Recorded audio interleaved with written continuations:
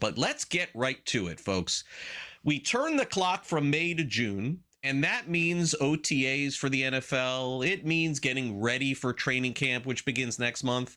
But we could not have expected the trades that happened yesterday, which definitely shocked the world. We'll start off with the one that has Defensive Player of the Year, Myles Garrett, leaving Cleveland after signing a long-term extension and going to the Los Angeles Rams. In return, the Browns get a very good player in Jared Verse, a 2027 first-round pick, a 2028 second-round pick, and then a third-round pick in 29, which we know probably is nothing. But still, Verse, a good player, a first-round pick next year. Why? It would appear the Rams are going for it, and the odds makers have certainly agreed. They are now plus 550 to win the Super Bowl. So imagine that. The Rams, who drafted a quarterback in the offseason, it looked like they were all disjointed, definitely on the same path as far as adding the best player, arguably, on defense in the NFL. I know some others like Max Crosby would have something to say about it, but I genuinely think this is an over-the-top type trade. Now, another trade that was being rumored to happen finally did come to pass yesterday, as J.Brown is now an official member of the New England Patriots. Grew up a fan of the Patriots as well, and certainly getting a first-round pick in 2028 is the way to go if you are the Philadelphia Eagles, because we knew that Brown's relationship with that team was soured. Now, who will catch passes from Jalen Hurts this season? That still remains to be seen. Devonta Smith certainly is back, but, you know, draft picks and such. J.Brown's stats with Mike Vrabel, very impressive while he was with Tennessee. 46 games, 185 receptions, 16.2 yards per carry, and 24 touchdowns and 3,000 yards. And now the Pats have their number one wide receiver. Okay, did you get all that? Maybe there'll be a trade today too. Last night in the National League West, things got wild, and no surprise here. The Diamondbacks are in it to win it. They're a good team. They win as home dogs. They trailed 1-0 heading into the 6th. They scored 1, and then 1 in the 7th, 2 in the 8th to win 4-1. Marte, Arenado, and Troy all hit home runs, and the Diamondbacks officially sending a message to the Dodgers that we are in this to stay in the West. Here's Torey Lovello on that. Said he told him to win the first game of the series. We got him for 4 days, and I couldn't be more proud of this group. You know, we were grinding through some early innings, maybe a little bit of a hangover from the trip up to Seattle. Sheehan had some really good stuff, but we kept hanging in there. We kept fighting. Clearly, the Tommy Troy home run got us energized and even the score. And then Arenado, who continues to just impress me with so many of the things that he's doing to help his team win, and he does it with a lot of hard work behind the scenes. So. And they'll play game 2 tonight. Meanwhile, the Tigers needed really badly to win last night. They finally did, coming back to hold off the Rays 10-9. The Rays scored 4 in the 8th inning. They were led by Dillon Dingler, who had his first multi-home run game yesterday. He hit 2, drove in 4, and also had 4 hits. Rays struggling just here a little bit. And let's hear from Dingler on his massive game. I know it's one game, but Tarek Skubal said fittingly today that this team has been counted out before, that they have experience from that, and that he feels that they're being counted out right now. How much can you draw from the experience of being counted out previously to dig out of this hole that you guys have dug up until this point? Yeah, no doubt. Obviously, there's a lot of negative things that are being said about this team, and we haven't been playing good ball, but things can get turned around very quick, and tonight can be the start of that. Dillon, congratulations on the win. Appreciate the time. 4 hits there for Dillon Dingler. We will have all of this crazy wild game coming up for you in Tigers postgame presented by Cure Auto Insurance. That is next. All right, so maybe highlights coming too. We'll see. All right, I feel like I'm hosting the Tigers postgame show now. I'm right there though, Chris, with Miami.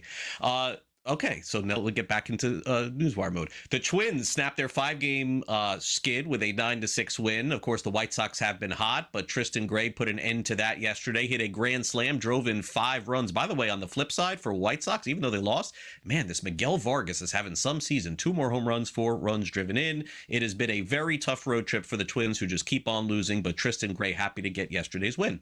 Hey, Tristan, that was a big win after a long 10-game road trip, and the fact you're about to face 3 straight division opponents. How important was it to start things off with a win like that?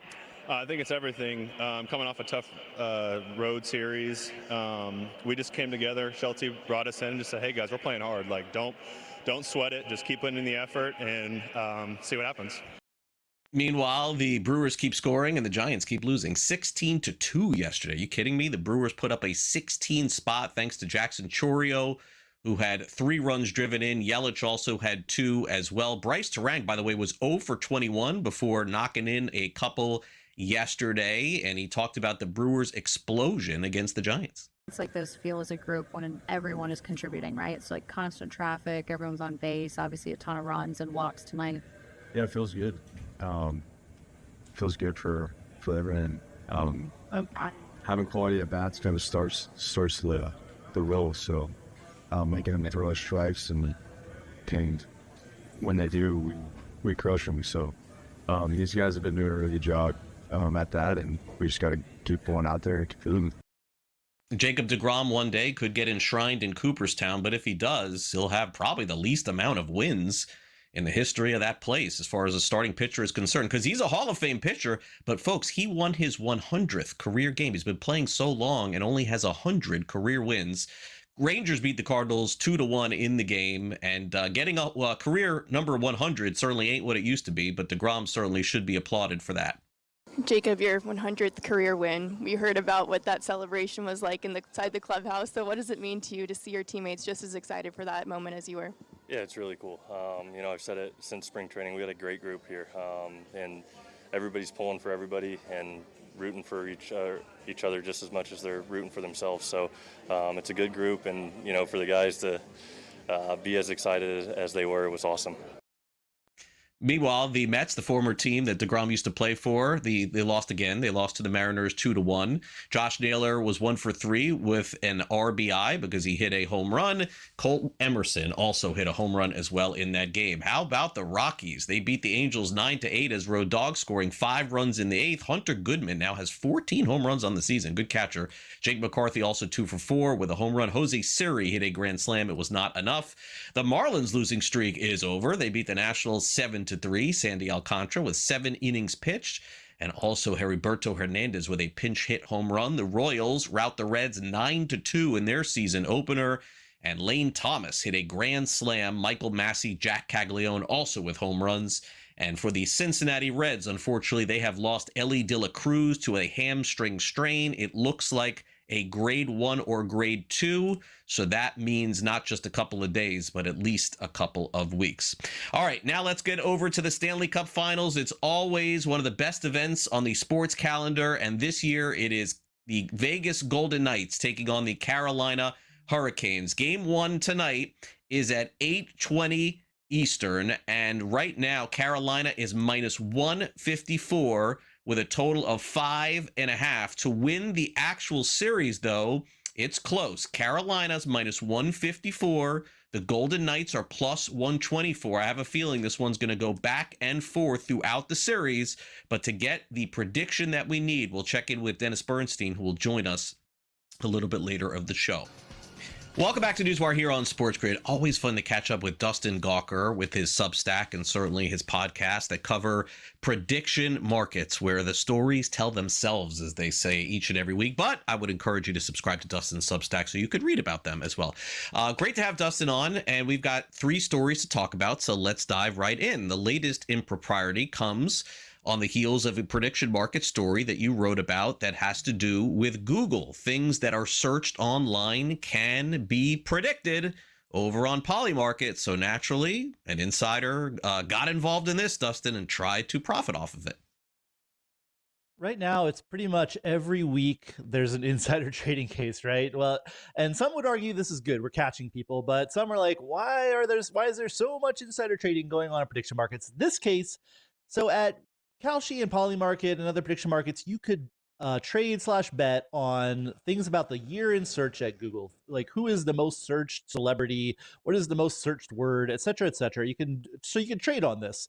And this particular instance happened at Polymarket. But so a Google employee actually allegedly, we'll put allegedly in there, did this at Polymarket. Used internal tools to learn what was going to be announced as the most searched things at Google, and then won more than $1 million trading at Polymarket on this. Then the reason we know this because the U.S. attorney in New York brought a complaint against this employee who lives in Switzerland And now we have a big mess. Again, what I question is, why are we betting on this? This is not like, you're not predicting it, right? The answer exists. Like, and there's like a lot of things, there's this information exists in the world. It's like Survivor that we talked about recently as well. The information exists and somebody has it, and it's only valuable because there's a way to trade on it at a prediction market. So it's a wild story. And people on both sides will point to this as,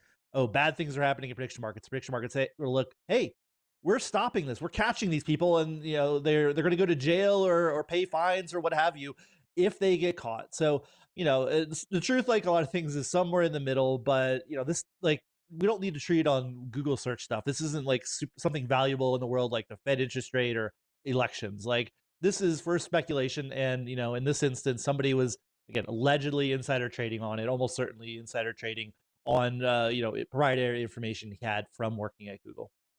Yeah, definitely so. We'll see what Dustin has for us next week. The weather, sports, politics, probably some award show of some kind. But anyway, prediction markets are going nowhere, at least for the time being. It would appear the president is backing prediction markets up with the CFTC. And if this is the case, Dustin, several years away from really anything happening, I think, substantially. Although you would say, Dustin, that state by state is a little bit different than national. States could get potentially more involved, as we've seen.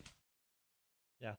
President Trump posts a lot of things on Truth Social, his social media platform, but one of the things he posted this week was last week was about prediction markets, and he says, it is critically important that the CFTC's exclusive authority over prediction markets is maintained and that they will thrive under my leadership. We are setting rules of the road that are gold standard for the states. We cannot have scum, in all caps, like Chris Christie, Letitia James, Tim Walton, J.B. Pritzker, setting the rules.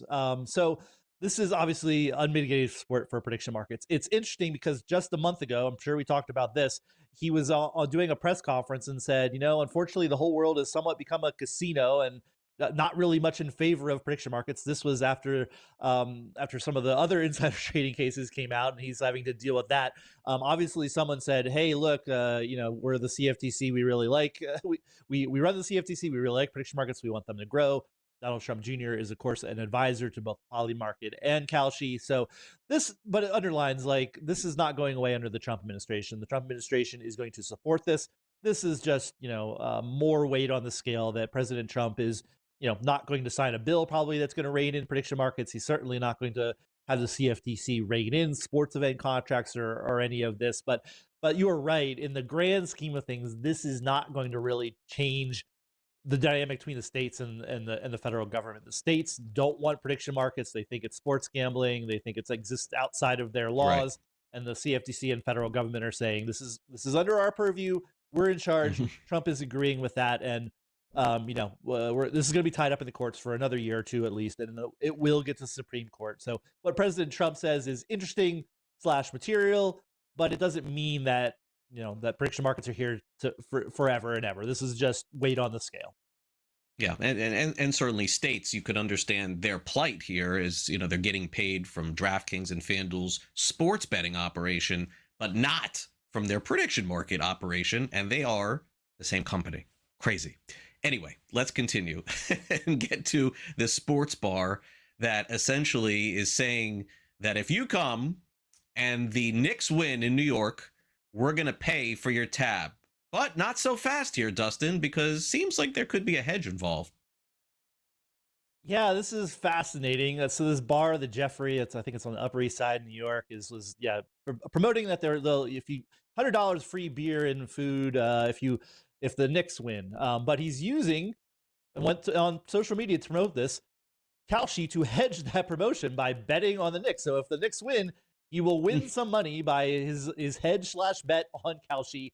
And good PR for him, good PR for Kalshi, which is trying to prove that sports event contracts have utility in the real world besides you and me, Craig, going on there and gambling on who's going to win the game one of the finals. But it's interesting. It's fascinating to me. I'm sure you are well aware of and remember Mattress Mac, who really was doing this exact same thing. Like, over the past decade, we've had Mattress Mac betting on the Houston Astros. What he really was doing was hedging his furniture promotions. We've come full circle, Craig. It's wild because I always said like Mac wasn't betting on things. He would bet on the Astros to win, but he would give away a bunch of furniture if the Astros won the World Series. Right. So again, Mac was kind of winning either way. He would either sell a lot of furniture or he would win his Astros bets. So it's fascinating. Like this started like 2017 before we even had legalized sports betting outside of Las Vegas. He was going to Vegas and placing bets to hedge these furniture promotions. So this is